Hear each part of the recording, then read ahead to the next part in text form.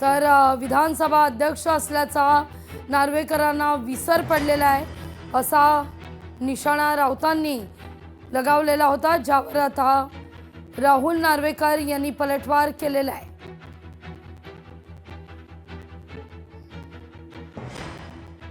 महाराष्ट्राचे विधानसभा अध्यक्ष धमक्या देतात असा आरोप संजय राऊतांचा होता।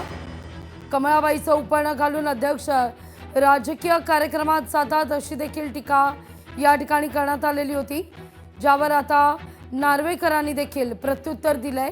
राऊतांनी मला माझी जबाबदारी शिकू नये असं नार्वेकर म्हणताय। राहुल नार्वेकर हे विसरले की ते विधानसभेचे अध्यक्ष आणि विधानसभेचा अध्यक्ष असे संकेत आहेत, नियम संविधान ते कायद्याचे अभ्यासक आहेत की त्याने शक्यतो अशा राजकीय कार्यक्रमात सहभागी व्हायचं नसते, ते निष्पक्ष असतात। पण मी पाहिलं की ते आपल्या गळ्यामध्ये कमळाबाईचं उपर्ण टाकून त्यांच्या घरातला उमेदवारांचे अर्ज भरायला गेले, म्हणजे राजकीय पक्षाच्या कार्यक्रमात ते गेले।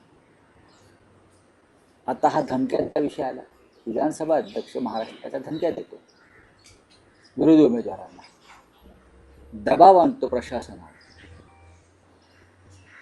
या राज्यात काय चाललंय ह्या त्या विचारायचीच सोय नाही।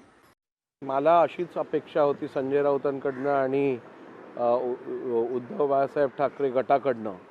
त्याचं कारण असं आहे, जेव्हा आपला पराजय आपल्याला स्पष्टपणे दिसतो त्यावेळेला आपण अशा प्रकारचे बिनबुडाचे आरोप करून कुठची तरी स्वतःच्या पराजयासाठी कारण शोधायचा प्रयत्न करत असतात। त्यातलाच हा एक प्रकार आहे। संजय राऊतांना त्यांचा आणि त्यांच्या पक्षाचा पराभव स्पष्ट दिसत असल्यामुळे असे बिनबुडाचे आरोप करत असतात। लोकशाही मराठी ऐका, पहा, जागरूक रहा।